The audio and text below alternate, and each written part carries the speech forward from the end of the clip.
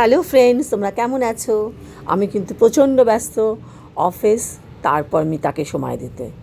মিতা এসেছে মানে কলকাতায়, তুমি বুঝতেই পারছো, ওকে সময় দেওয়াটা আমার কাছে টপ প্রায়োরিটি। মিতার ছেলে আরান, ও চেয়েছিল ফিশিং দেখতে। কাছাকাছি কোথায় ফিশিং হবে, তো সুভাষ সরোবর লেকে ঠিক করা হলো। সকাল 7টা থেকে আমরা বিকেল 7টা পর্যন্ত বুকিং করলাম ফিশিংয়ের জন্য। কিন্তু আরান ভাবতো জলের ছিপ ফেললেই মাছ উঠে যাবে, কিন্তু সেটা যে নয় সেটাও গিয়ে বুঝতে পেরেছে। এটা যে একটা অসম্ভব ধৈর্যের দরকার। সুভাষ সরোবর লেকটা অসাধারণ, খুবই সুন্দর, এত পরিষ্কার পরিচ্ছন্ন, এত নিট অ্যান্ড ক্লিন। আমরা গিয়েই প্রথমেই আরানের একজন ডগির সঙ্গে দেখা হয়ে গেল। যেখানে ডগি সেখানে আরান, তাকে খাওয়ানো শুরু হয়ে গেল। সবসময় ও ক্যারি করে বিস্কিট, বাচ্চাদের ডগিদের জন্য খাবার, বিল্লিদের খাবার। তারপরে আমরা চলে এলাম আমাদের জন্য যে মাছ ধরবার জন্য যাকে বসানো হয়েছিল। ওনাকে দেখলাম অনেক কিছু আয়োজন করে, মাছের খাবার দাবার, অনেক কিছুই জানতাম না, মাছ ছাতু খায়, সেই সব নিয়ে বসে আছে। দেখো কি বিউটিফুল, কেউ বলবে না এটা কলকাতার মধ্যে, এত পাশে।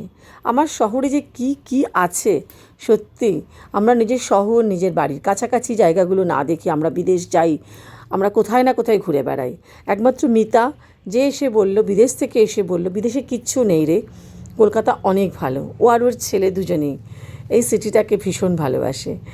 ওর ছেলে তো যেতেই চাইছে না, এত সুন্দর, এত ফ্রেশ এয়ার, এত ভালো একটা ওয়েদার, চারপাশে রোদ্দুর ঝলমল করছে, তার মধ্যে লেকের পাশে বসে থাকতে।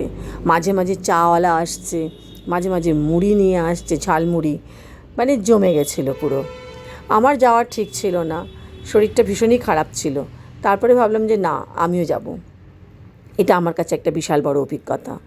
আর এখানে গিয়ে যেটা করলাম সেটা ঠিক করে ফেললাম। এবারে আমাদের যে একটা মেয়েরা মিলে পিকনিক করি, লাস্ট টাইম ইকো পার্কে গেছিলাম, সেটা এবার এখানেই করব। এই দেখো আমরা 3টে বড়শি নিয়ে বসেছিলাম ছিপ ফেলে।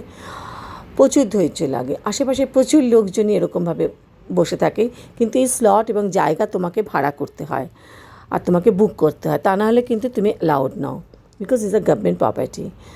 আর তাই জন্যই এটা এত সুন্দর করে, এত ভালো করে মেনটেনও করছে। অনেক বড় বড় মাছ আছে এখানে শুনলাম। এই ভদ্রলোক প্রায় দিন আসে, অনেক বড় বড় মাছ পায়। কিন্তু এই মাছটাও বললো ধরাটা কিন্তু প্রচণ্ড ধৈর্যের, তাড়াহুড়ো করলে কিন্তু এখানে হবে না। কিন্তু আমাদের কাছে এত সময়ই বা কোথায়, আর বাচ্চা মানুষ, ওর কি সারাক্ষণ ভালো লাগবে লেকের দিকে তাকিয়ে বসে থাকতে? তা তো নয় বলো। সে কারণে ওকে বোঝানো হচ্ছিল। কী সুন্দর একটা বিল্লিও চলে এসেছিলো, বিল্লিটাকে নিয়ে আরান খেলা করছে, ওকে বেকন খাওয়ানো হচ্ছিল, টুকটুক করে বেকন খাচ্ছিল। যেখানে যাই মোটামুটি আমাদের পুষিরা কিন্তু আমাদের ঠিক খুঁজে নেয়। আসলে ওই যে বলি পেট ভালোবাসি, আর আমাদের গায়ে গন্ধ ওরা পেয়ে যায়। এত সুন্দর এই প্রপার্টিটা, এত বড়, এত সুন্দর, এত খোলামেলা, মানে কি বলবো, আমার তো প্রত্যেকটা মুহূর্ত সুন্দর লাগছিল। আর মনে হচ্ছিল সবাই কখন সব বন্ধুদের নিয়ে এখানে আসবো। এটাই হচ্ছে আমার একমাত্র মানে প্ল্যান মাথায় চলছিল। মিতাও ঘুরে ঘুরে দেখছিল এই জায়গাটা ভীষণ সুন্দর, মনে হচ্ছে কোনো হিলে চলে এসেছি।